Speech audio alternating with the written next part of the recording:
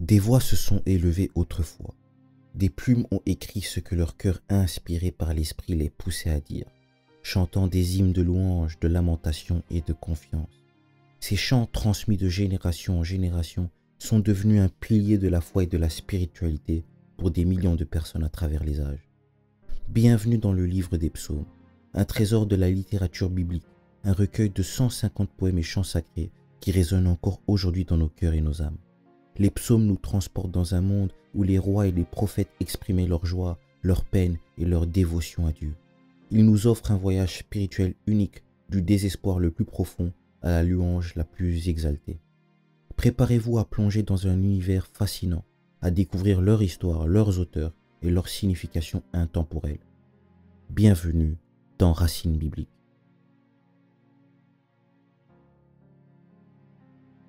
Alors shalom à tous et bienvenue dans un nouvel épisode de Racines bibliques, la rubrique de la chaîne où on plonge dans un récit, on plonge dans la Bible pour donner goût à une lecture plus profonde et plus intéressante et épique de la parole de Dieu. Alors comme vous avez pu le voir dans l'introduction et dans le titre, aujourd'hui on ne va pas plonger dans un récit mais dans un livre tout entier. Peut-être le livre le plus connu ou le plus lu avec une grande fréquence, les psaumes. Alors quand on pense psaume, on a des mots qui nous viennent en tête, on a chant, prière, poème, ou peut-être tout simplement le roi David. Mais les psaumes, c'est beaucoup plus que ça. Et aujourd'hui, on va rentrer en détail de ce qu'est un psaume et aussi le contexte de ce livre pour mieux comprendre la parole de Dieu. Alors commençons tout d'abord avec qu'est-ce qu'un psaume? Un psaume est un poème ou un chant sacré utilisé dans la prière et la louange, destiné à exprimer diverses émotions et expériences spirituelles. Le mot psaume provient du grec ancien psalmoi, qui signifie chant ou mélodie. Ce terme est lui-même dérivé du verbe psalo, qui signifie chanter avec un accompagnement de harpe. En hébreu, les psaumes sont appelés tehillim, ce qui signifie louange. Quand on analyse cela, on se rend compte que les psaumes ne sont pas un artefact archaïque, mais bel et bien quelque chose que nous, chrétiens, exprimons encore aujourd'hui. Dieu nous pousse à écrire et chanter des chants nouveaux.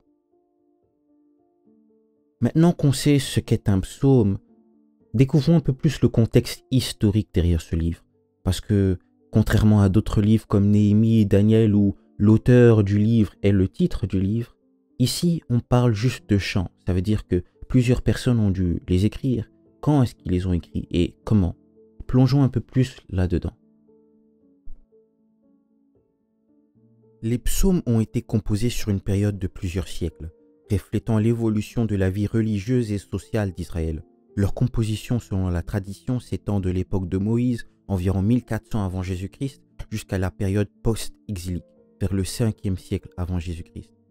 L'époque de Moïse, on a premièrement le psaume 90 qui est attribué à Moïse. Ensuite, deuxièmement, on a l'époque de David, vers 1000 avant Jésus-Christ. Le roi David est crédité de nombreux psaumes. Troisièmement, on a l'époque des rois et des prophètes. On a des psaumes attribués à Salomon, Asaph ou les fils de Corée. Et pour finir, on a l'exil babylonien et son retour. Le psaume 137 exprime la douleur de l'exil, tandis que le psaume 126 célèbre son retour. Concernant aussi le contexte historique des psaumes, on peut se rendre compte qu'elles prennent naissance dans une région du monde où l'hébreu parlé à l'époque a une image, plutôt un sens très imagé dans ses paroles. C'est-à-dire que quand on lit les psaumes, on parle souvent de la main de Dieu, on parle des vagues, on parle des volcans. C'est un langage assez poétique et ce n'était pas un langage seulement propre à eux. On peut y voir une influence aussi des peuples aux alentours. Mais il est important de comprendre que pour nous, chrétiens, c'est une inspiration de l'esprit, ces textes-là, et c'est une inspiration de la pensée de Dieu. Et toutes ces choses, malgré le langage humain, ont aussi le langage spirituel derrière. Mais parlant d'inspiration, prenons un peu plus le temps de regarder les hommes qui ont été inspirés pour écrire les psaumes que nous avons dans la Bible aujourd'hui. Les auteurs des psaumes sont variés, chacun apportant une perspective unique. Selon la tradition juive, le livre des psaumes a été composé par le premier homme, Adam. Aussi Melchisédek, Abraham, Moïse, David, Salomon, Éman, Jéduthun, Asaph et les 3 fils de Corée. David, le roi et poète, est crédité de nombreux psaumes, reflétant ses expériences personnelles et sa dévotion à Dieu. David le roi, lui, a écrit 74 psaumes. Et c'est pour cela que lorsque nous pensons psaumes, nous pensons souvent à David. Une grande partie des psaumes proviennent de lui, proviennent de son histoire, ses péripéties au désert, ses péripéties en tant que roi, mais surtout aussi sa dévotion et son amour pour Dieu. Beaucoup de ces psaumes nous parlent encore aujourd'hui car ce sont des émotions que nous traversons aussi. Maintenant, parlons classification et structure des psaumes. Il est important tout d'abord de savoir que les psaumes, comme nous les voyons aujourd'hui, ce n'était pas le cas pour le peuple d'Israël à l'époque. Ils n'avaient pas le chiffre du psaume, ni la décomposition, on va dire, en chiffres de versets. Pour reconnaître un psaume à l'époque, il fallait entendre le premier vers du poème et savoir de quel psaume il s'agissait. D'ailleurs, Jésus-Christ à la croix, lorsqu'il dit « Père, Père, pourquoi m'as-tu abandonné ?» il récite le psaume 22. Il dit « Eli, Eli, lama sabachthani » Et donc, tous ceux qui étaient autour de lui savaient ce qu'il était en train de dire. Mais nous allons voir ça un peu plus tard dans la vidéo. Concernant la structure et la classification du livre des psaumes, on peut voir qu'il peut être divisé en 5 livres, chacun se terminant par une doxologie, une formule de louange à Dieu. Cette division reflète les 5 livres de la Torah. Premièrement, on a le livre 1, des psaumes 1 à 41. Ces psaumes se concentrent sur la prière pour la protection et la guidance divine. Ensuite, on a le livre 2, psaumes 42 à 72. Ces psaumes incluent des lamentations et des prières pour la délivrance. Après, nous avons le livre 3, psaumes 73 à 89. Ces psaumes traitent des crises de foi et appellent à la justice divine. En avant-dernier, on a le livre 4, psaumes 90 à 106. Ces psaumes mettent en avant la souveraineté de Dieu et sa fidélité. Et pour finir, le livre 5, psaumes 107 à 150. Ces psaumes sont remplis de louanges et de reconnaissance pour la délivrance divine.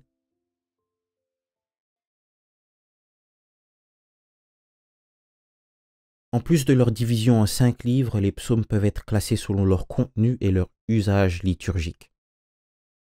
En effet, nous avons les psaumes de louange, les psaumes de lamentation, les psaumes de confiance, de repentance, de sagesse, et pour finir, les psaumes royaux et messianiques.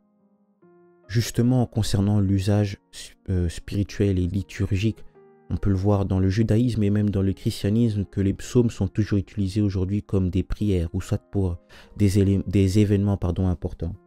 Par exemple, le psaume 23 peut souvent être récité pour des services funéraires. On peut avoir des psaumes qui sont à la base de nos nouveaux chants, de nos cantiques nouveaux. Ou on peut voir même dans le Nouveau Testament que Jésus et les disciples avaient tendance souvent à répéter, à citer certains psaumes. Parce que les psaumes ont une importance dans la vie de prière et dans le service pour Dieu. Alors que serait un épisode de Racines bibliques si on ne trouvait pas le visage ou la face du Christ dans un récit ou ici dans ce livre? Quand on regarde les psaumes, on peut se rendre compte qu'il y a une grande facette prophétique et on peut voir une grande préfiguration du Christ dans les écrits. Voyons voir un peu cela de plus près. Les psaumes ne sont pas seulement des poèmes de louange, de lamentation, de confiance et de repentance. Ils contiennent également des éléments prophétiques qui préfigurent la venue du Christ. Ces psaumes messianiques ont été interprétés par les premiers chrétiens comme annonçant des aspects spécifiques de la vie, de la mort et de la résurrection de Jésus. Par exemple, le psaume 2, le Fils de Dieu. Il est dit « Tu es mon Fils, je t'ai engendré aujourd'hui ». Ce verset est cité dans le Nouveau Testament, dans les Actes des Apôtres et l'Épître aux Hébreux, pour souligner la filiation divine de Jésus. On a le psaume 22, comme j'ai pu l'énoncer plus tôt dans la vidéo, où il est dit « Mon Dieu, pourquoi m'as-tu abandonné ?» Il est aussi dit dans ce texte « Ils ont percé mes mains et mes pieds ». Tout ce psaume est ce que Jésus vit à la croix. Et Jésus lui-même cite ce psaume sur la croix, indiquant que ses souffrances et sa crucifixion accomplissent cette prophétie. On a aussi le psaume 16, la résurrection du Messie. Il est dit « Car tu n'abandonneras pas mon âme au séjour des morts, tu ne permettras pas que ton sein voie la corruption. » Ce verset est cité par Pierre dans les Actes des Apôtres pour parler de la résurrection de Jésus. Et pour finir aussi, on a le psaume 110, on a le sacerdote et le roi messianique. Il est dit « L'Éternel a dit à mon Seigneur, assieds-toi à ma droite jusqu'à ce que je fasse de tes ennemis ton marchepied. Tu es sacrificateur pour toujours, à la manière de Melchisédek. » Jésus utilise ce psaume pour expliquer sa divinité et son rôle en tant que prêtre éternel. Il y a tellement d'exemples. On parle aussi de la pierre angulaire. Mais il faut comprendre que les psaumes prophétiques offrent un aperçu profond et puissant de la venue du Christ. Ils nous montrent comment les croyants des siècles avant la naissance de Jésus ont anticipé sa mission par l'Esprit et son rôle en tant que Messie en comprenant ces psaumes. Nous pouvons enrichir notre foi et mieux apprécier la continuité de la révélation divine à travers les âges, intégrer ces psaumes dans nos pratiques spirituelles pour nous permettre de méditer sur la vie, la mort et la résurrection de Jésus, renforçant ainsi notre lien avec Dieu. Alors pour finir cette vidéo, je voulais apporter une touche personnelle aux psaumes et aussi faire comprendre que les psaumes ne sont pas seulement des textes anciens, mais aussi des textes pour nous. Il y a dans les psaumes des poèmes qui ont été écrits par des hommes avant nous, qui peuvent nous aider aujourd'hui dans nos prières. Mais il faut comprendre aussi que les psaumes continuent jusqu'aujourd'hui dans ton cœur. Toi, en tant qu'enfant de Dieu, prends le temps d'écrire des poèmes, prends le temps de passer du temps dans la présence de Dieu pour pouvoir relater tes émotions au Seigneur, pour pouvoir lui exprimer ta gratitude, pour pouvoir aussi peut-être te lamenter. Les psaumes, pour moi, sont le symbole de la communication de l'homme avec Dieu. Cette communication, comme on a pu le voir, a sa touche prophétique et spirituelle. Comme elle a pu annoncer le Messie, je pense que lorsque nous-mêmes nous écrivons nos psaumes, nous-mêmes nous donnons des chants vers le Seigneur, on arrive à voir cet aspect prophétique aussi pour nos vies, pour nos proches, pour notre Église, notre assemblée. Les psaumes sont bien plus que des poèmes ou des textes anciens. Les psaumes sont la preuve qu'il y a une capacité de retranscrire ce que l'Esprit veut que nous puissions retranscrire à Dieu. Alors voilà, c'était l'épisode de Racines bibliques sur les psaumes, où j'espère avoir pu toucher à plusieurs éléments qui vous sont nouveaux et qui vous font découvrir la Bible. Mais comme toujours, le but de ces épisodes ne sont pas de vous faire un cours hyper théologique, mais plutôt vous donner goût à la lecture de la parole de Dieu. Parce que je pense sincèrement que la Bible est le meilleur livre du monde, la meilleure compilation du langage de ce que Dieu a pu faire, et les psaumes sont vraiment aussi la preuve de cela. J'espère que ça vous poussera à découvrir les psaumes comme vous ne les avez jamais découverts, jamais vus, et découvrir une nouvelle facette de votre relation avec Dieu. En attendant, je vous demande de partager cette vidéo, d'écrire un commentaire sur ce que vous avez découvert et de peut-être liker ou vous abonner pour essayer de faire grandir ce projet. En tout cas, je vous remercie beaucoup pour le soutien que je reçois continuellement, l'aide que je reçois aussi continuellement et que Dieu vous bénisse. On se retrouve à très bientôt sur une nouvelle vidéo de Arbrandon TV.